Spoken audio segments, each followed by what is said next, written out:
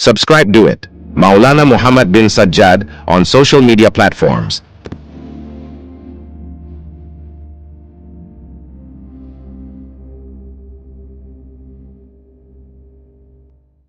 الحمد لله نحمده ونستعينه ونستغفره ونؤمن به ونتوكل عليه ونعوذ بالله من شرور أنفسنا ومن سيئات أعمالنا من يهدي الله فلا مضل له ومن يضلله فلا هادي له.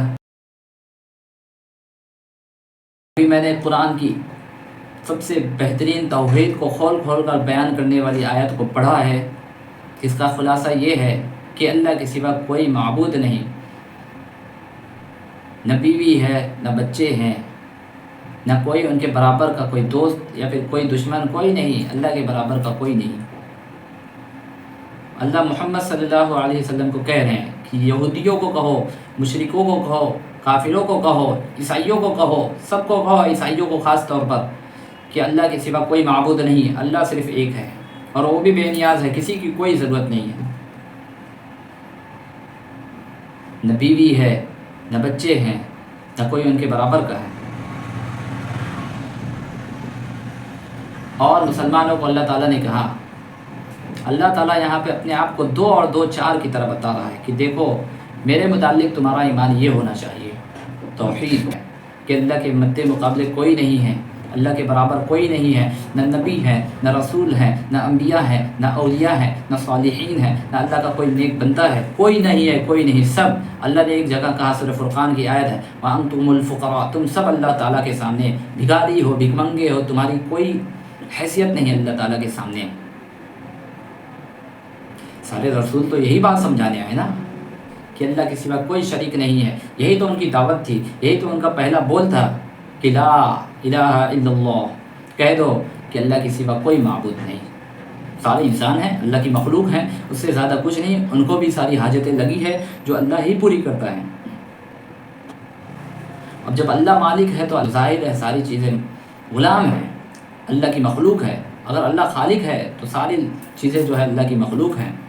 اگر سارے لوگ کھا رہے ہیں تو اللہ کھلا رہا ہے، اگر سارے لوگ پی رہے ہیں تو اللہ پلا رہا ہے. اتنی بڑی جو مہربانی کیا ہے اس کا حق ادا کوئی نہیں کر پائے گا. لیکن اللہ نے بتایا ہے کہ اے انسانوں، اے جناتوں، میں نے تمہیں اس دنیا میں بھیجا ہے، صرف اپنے لیے بھیجا ہے. ساری دنیا کو بنایا تمہارے لیے، لیکن تمہیں بنایا اپنے لیے کہ جاؤ دکھاؤ کہ کیا رنگ دکھاتے ہو، کیا پھل اگاتے ہو، کیا تمہارا بنے گا، کیا اچھا عمل کرتے ہو، کیا برا کرتے ہو، کیا ذرہ کرتے ہو، کیا پہاڑ کرتے ہو. سارے لوگوں کو میں سارے لوگوں کا حساب کرنے والا ہوں، سب حساب و کتاب ہوگا. اور کسی شخص کے اوپر رائی کے دانے کے برابر بھی ظلم نہیں کریں گے اللہ، انصاف کے ساتھ. اللہ نے عبادات لگائی ہے، حقوق العباد، حقوق اللہ، اپنی عبادت کے لیے اللہ نے بتایا ہے کہ میری عبادت جو ہوگی وہ صرف میرے لیے ہوگی، کسی اور کو اس میں شریک نہیں کرو گے. اور حقوق العباد، میرے بندوں پر جو میں نے تم کو دیا ہے، جو میں نے تم کو عطا کیا، اس میں سے خرچ کرو گے، کتنا کرو گے وہ بتا دیا. اور سب سے بڑا حق اللہ کا ہے. اللہ اپنا حق جو ہے اس میں کمی کوتاہی ہو گئی، اللہ اپنے فضل سے معاف کر سکتا ہے. لیکن حقوق العباد جو ہے اللہ اس میں کبھی کمی زیادتی کو معاف کرنے والا نہیں ہے.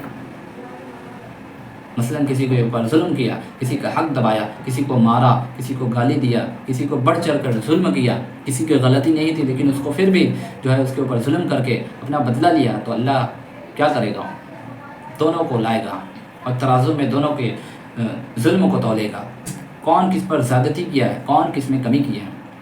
ایک حدیث ہے کہ اللہ کے نبی صلی اللہ علیہ وسلم کے پاس ایک شخص آیا، کہنے لگا یا رسول اللہ صلی اللہ علیہ وسلم، میرا غلام ہے، میری نافرمانی کرتا ہے، میرے کہا کو نہیں مانتا ہے، اس بنا پہ میں اس کو بولیاں سناتا ہوں، سخت بولتا ہوں اور اس کو مارتا بھی ہوں، تو کیا مجھے اس چیز کا بھی حساب دینا پڑے گا؟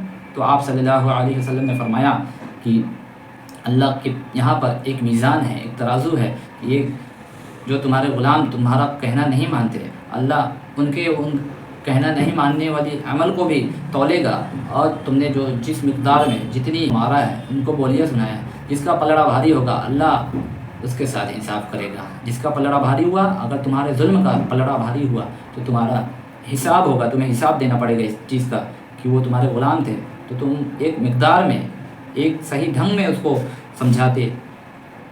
اسی لیے تو اللہ کے نبی صلی اللہ علیہ وسلم نے فرمایا ہے کہ اگر کوئی شخص تمہیں مارے باوجود قدرت ہونے کے، آپ اگر اس کو معاف کر دو، رسول اللہ صلی اللہ علیہ وسلم لوگوں کو معاف کر دیتے تھے، اور خود بھی یہی حکم دیا کہ سب سے افضل بہت بڑا عمل ہے یہ کہ اگر جو کسی کو کوئی بولیاں بول رہا ہے، کسی کو کوئی الٹے بول رہا ہے، اس کو معاف کر دو اللہ کے واسطے۔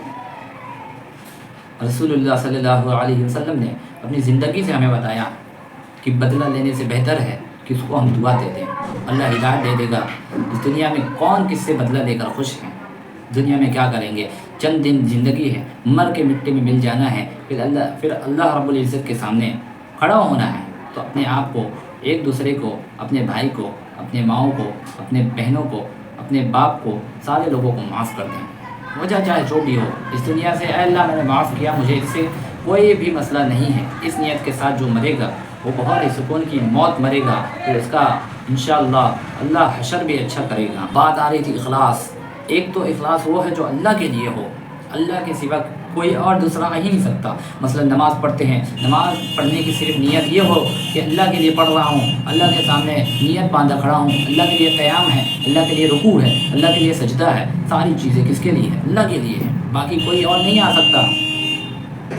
کچھ لوگ تو اس طرح نماز پڑھتے ہیں کہ نماز پڑھ رہے ہیں دماغ بزنس میں ہے، کچھ لوگ کا تو حال یہ ہے کہ نماز پڑھ رہے ہیں دماغ بزنس میں ہے، دل بزنس میں ہے، من بزنس میں ہے، کبھی ادھر جا رہا ہے دل، کبھی ادھر جا رہا ہے۔ ارے بھائی، جس کے سامنے کھڑے ہو سارے مسئلوں کا حل کرنے والا وہی ہے۔ کون؟ اللہ، جو بڑی طاقت کے ساتھ اس کائنات کا مالک ہے، ساری کائنات کا بادشاہ ہے، جو ایک پل کے لیے بھی اگر غافل ہو جائے تو اس کائنات کا جو ہے نظام ٹوٹ پھوٹ کر راکھ ہو جائے، ٹوٹ پھوٹ کر بکھر جائے۔ عمل تو سب کرتے ہیں، کچھ نہ کچھ کام تو سبھی کرتے ہیں، لیکن ہماری نیت ہو کہ یہ جو ہم عمل کر رہے ہیں وہ اللہ کے لیے ہو۔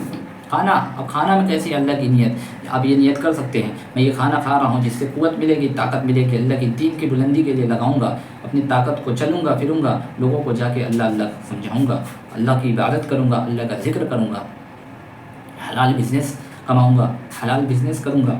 ساری چیزیں اس میں آ جائے گی کہ اگر آپ کوئی عمل کرتے ہیں، مثلا اگر کھڑکی کھول رہے ہیں کہ اس وجہ سے کہ ہوا ہے، تو ہوا تو ویسے بھی ملے گی، کھڑکی کھول دیں گے، لیکن اس پہ نیت یہ ہو کھڑکی کھولے گی، اذان کی بھی آواز آئے گی، کیا ہو گیا؟